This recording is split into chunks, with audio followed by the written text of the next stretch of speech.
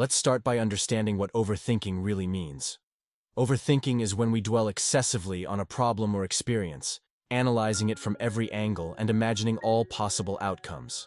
This often leads to a cycle of worry and indecision, making it hard to move forward.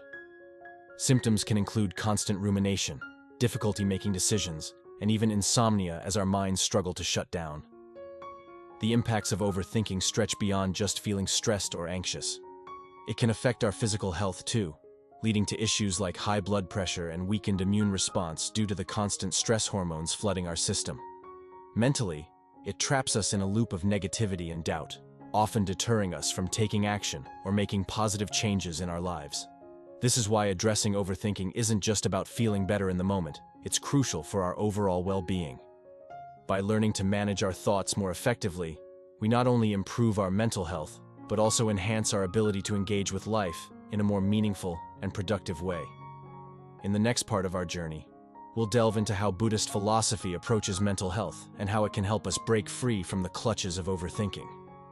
Stay tuned as we explore transformative concepts like mindfulness, impermanence, and detachment, which are central to finding peace amidst the chaos of our thoughts. In Buddhist teachings, mental health isn't just a component of well-being. It's the very foundation of a meaningful and harmonious life. The philosophy teaches us that the quality of our thoughts directly influences our experience of the world. Hence, managing the mind is not merely beneficial but essential. Central to Buddhist thought are the concepts of mindfulness, impermanence, and detachment. Mindfulness encourages us to be fully present in the moment, observing our thoughts and sensations without judgment.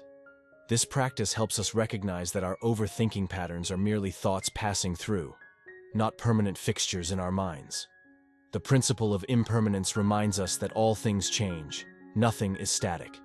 Our worries and fears about the future are based on a mistaken assumption that current problems will last forever, which they won't. Understanding impermanence helps us to accept change and reduces our anxiety about the unknown. Detachment, in this context, does not mean disconnection from life or emotions. Rather, it signifies a healthy distance from the outcomes of our actions. It teaches us to engage fully with life without being overly attached to outcomes, which can be unpredictable and beyond our control. To bring these concepts to life, let's turn to a story that beautifully illustrates these principles in action, the tale of a monk and a farmer. This story not only embodies the essence of Buddhist wisdom, but also provides practical insights into how we can apply these teachings to everyday challenges, particularly in overcoming the habit of overthinking. As we move into this narrative, observe how the monk uses his understanding of mindfulness, impermanence, and detachment to help the farmer navigate his mental turmoil. This story is more than just an ancient lesson. It's a mirror reflecting how we can handle our own modern-day stresses. In a small village nestled between rolling hills and vibrant green fields, there lived a monk who spent his days in quiet contemplation and teaching others the path to inner peace. One day, while walking through the village, the monk noticed a farmer who looked visibly troubled, his brow furrowed in deep thought and anxiety. The farmer, burdened by the worry of whether his crops would survive the unpredictable weather, was caught in a relentless cycle of overthinking. He feared too much rain would drown his seeds, while too little would starve them of nourishment. This worry consumed his days and nights, leaving him restless and unable to focus on his daily tasks. Observing this, the monk approached the farmer and asked about his troubles. As the farmer shared his fears, the monk listened intently, nodding understandingly. After a moment of silence, the monk began to share a different perspective. "Consider this," said the monk gently.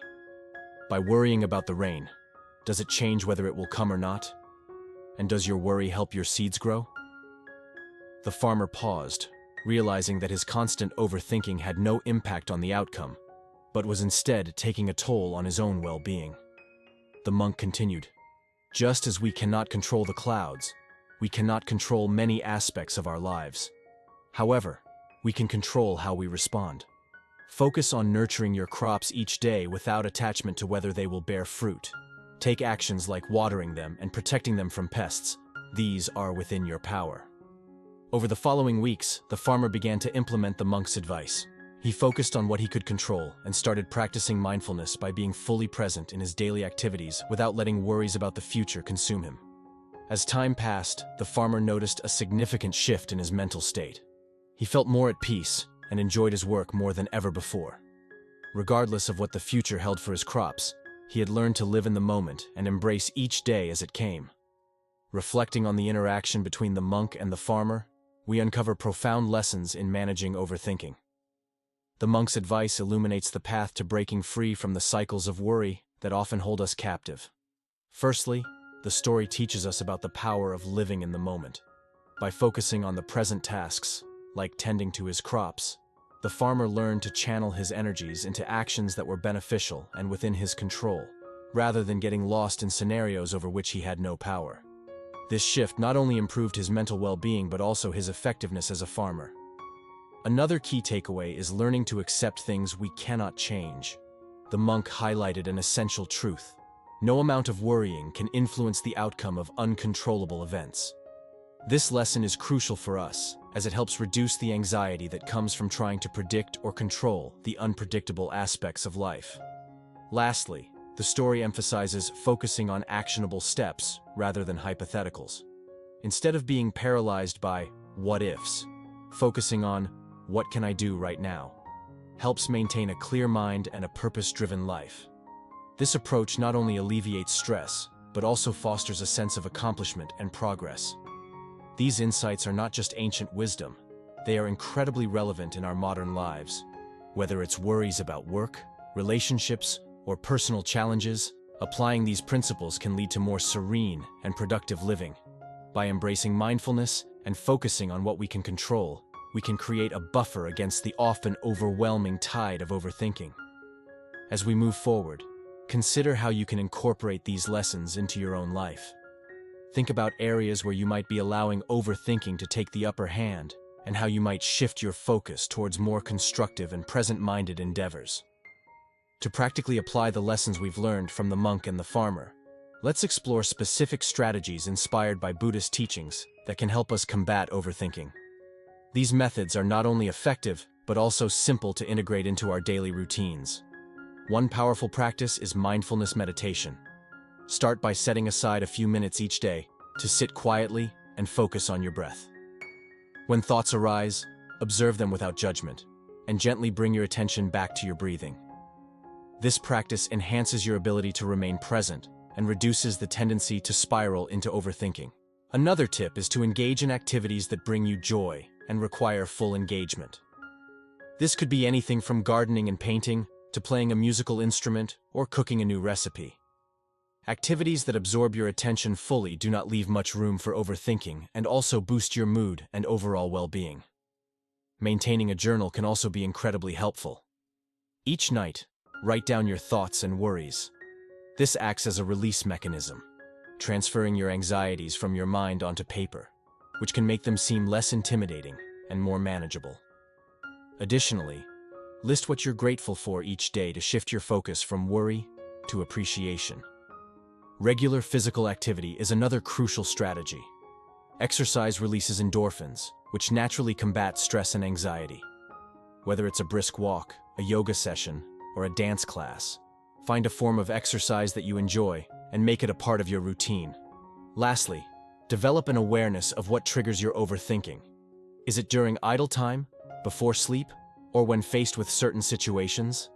Identifying these triggers can help you prepare and manage them more effectively through targeted strategies like deep breathing exercises or redirecting your thoughts.